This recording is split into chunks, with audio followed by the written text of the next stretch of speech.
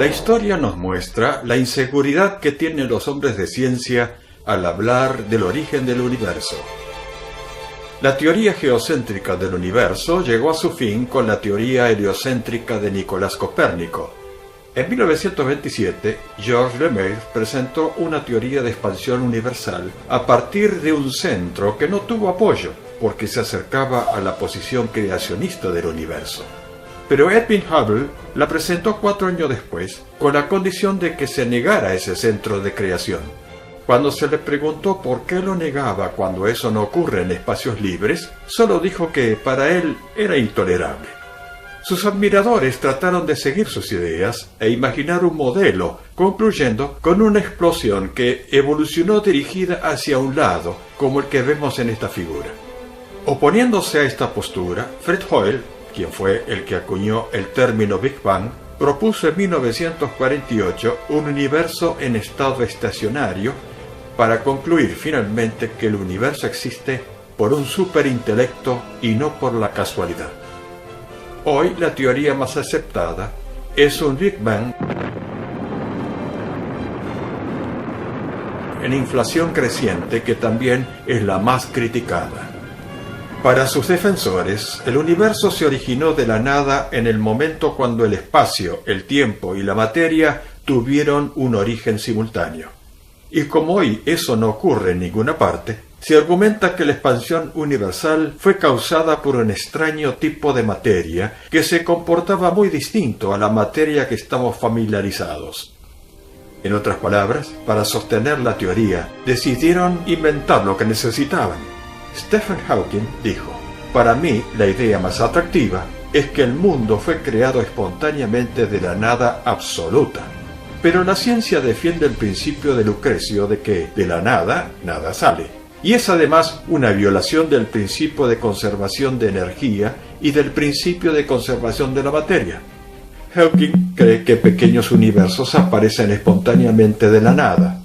Muchos de los universos colapsan, pero algunos, como el nuestro, dice él, continuaron expandiéndose y formaron galaxias y estrellas, y posiblemente seres como nosotros. Pero de acuerdo con la relatividad especial en que se basa, no existe la simultaneidad en diferentes lugares cuando están en juego distancias enormes y grandes diferencias de velocidad.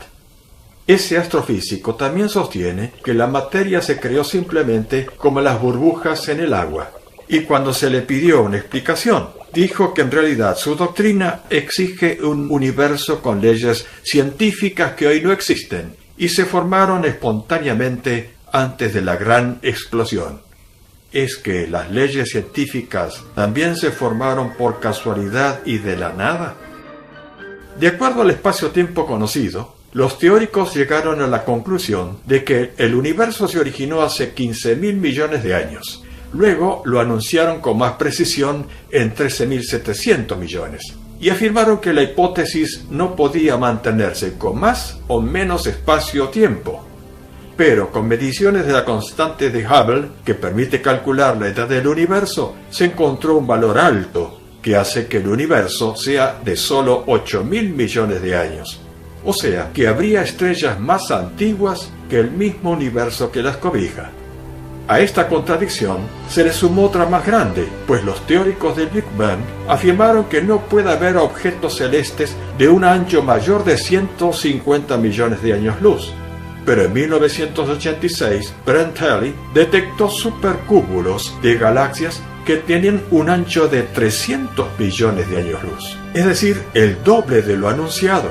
De acuerdo con la teoría, para que se formaran esas estructuras gigantescas, se requeriría unos 90.000 millones de años, lo que es más de 6 veces la edad posible del Big Bang.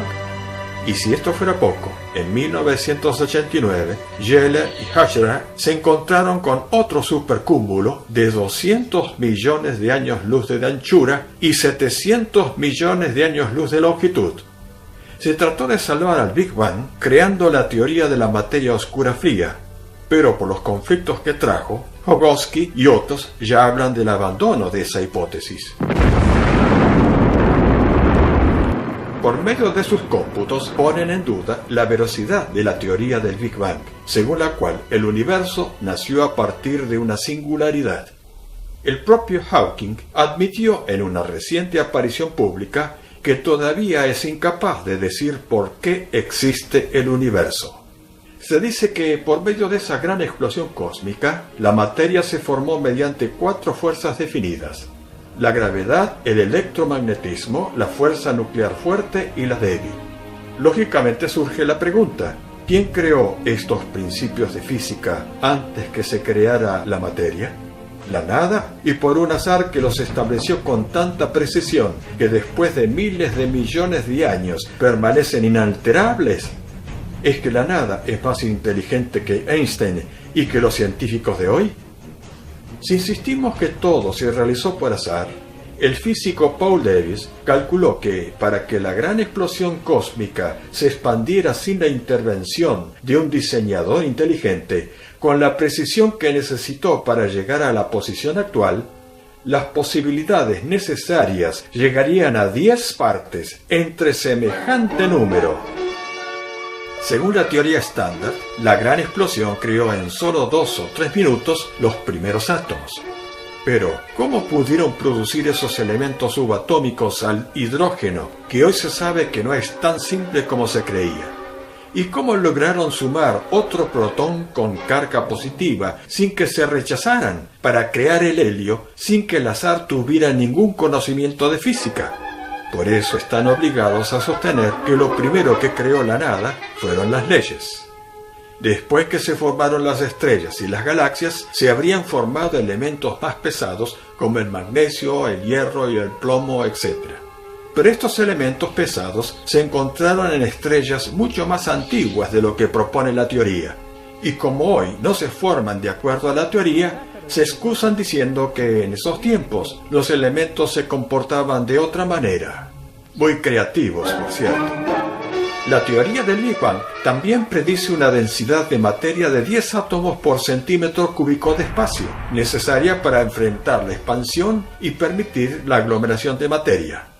Pero se ha calculado que la densidad de materia existente es de 1 átomo por 10 centímetros cúbicos, o sea, 100 veces menos que lo exigido por la teoría. Desde Hubble se anuncia un universo en expansión porque así parece indicarlo el corrimiento al rojo del espectrómetro de Christian Doppler. Pero es posible que la expansión del universo sea solo local, y ellos lo extrapolaron a todo el universo como un todo. Pero ese espectrómetro no prueba alejamientos de galaxias, sino distancias. Por eso la luminosidad de muchos cuásares lejanos no se corresponde con lo que esperaban del corrimiento al rojo y muestran grandes diferencias con las galaxias que los acompañan. Se trata de explicar este modelo de inflación hipotética mediante un número de estrellas de papel que se pegan sobre un globo y al inflarlo, las estrellas se alejan entre sí aunque permanezcan en el mismo lugar.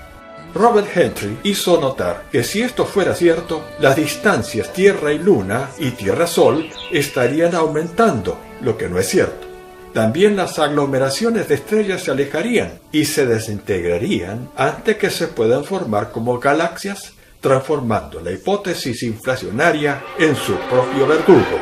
Así de simple.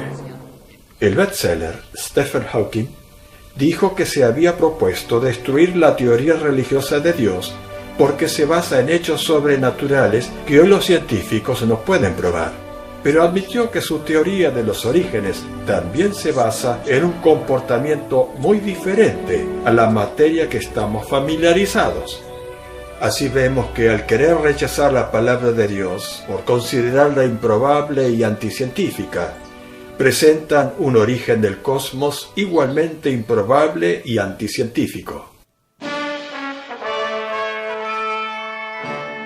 Cuando Galileo Galilei demostró que los religiosos medievales de Roma estaban muy equivocados en sus creencias acerca del universo por mezclar la verdad bíblica con los errores de Aristóteles, fue condenado al silencio. Desde entonces, hay científicos que creen que todos los religiosos son ignorantes y la Biblia un libro de cuentos. Pero no debemos olvidar que Isaac Newton y la mayoría de los científicos modernos fueron creyentes. La Biblia no es un libro de ciencia, pero cuando menciona algo de la naturaleza, no solo está de acuerdo con las leyes científicas, sino que además, como prueba de que fue dirigida por el Creador, se adelanta hasta 35 siglos a los descubrimientos científicos. Por eso, 31 siglos antes que Newton descubriera la fuerza de gravitación universal, Moisés escribió que nuestro planeta está suspendido sobre la nada. No es verdad que la Biblia dice que el universo fue creado hace unos 6.000 años. Cuando en Génesis 1, versos 1 y 2 dice: «En el principio creó Dios los cielos y la tierra estaba desordenada y vacía», fue mucho antes que en la semana de la creación creara todo lo que se ve sobre las rocas basálticas y obrara con las nubes para que se pudieran ver el sol, la luna y las estrellas.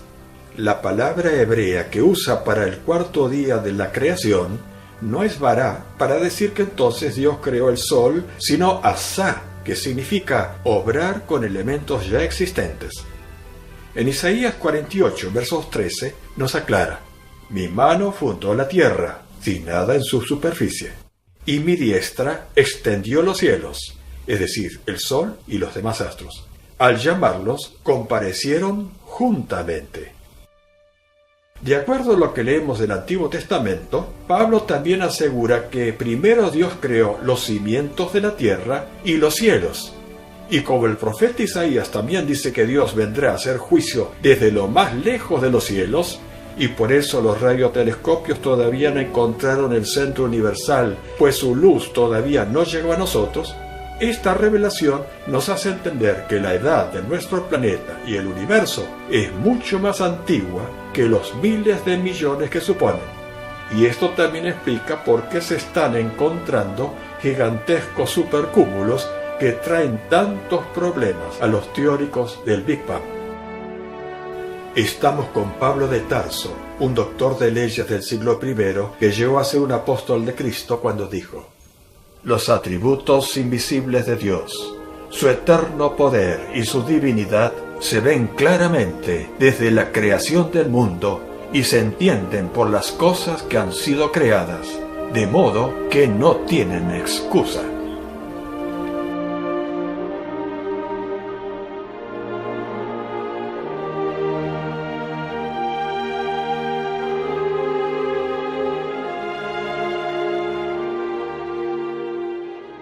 No tiene sentido que los ateos rechacen la creación de un diseñador inteligente, como lo describe la Biblia, porque dicen que sus descripciones hoy no se pueden probar en un laboratorio para proponer en su lugar cosmogénesis que tampoco hoy se pueden probar de la misma manera.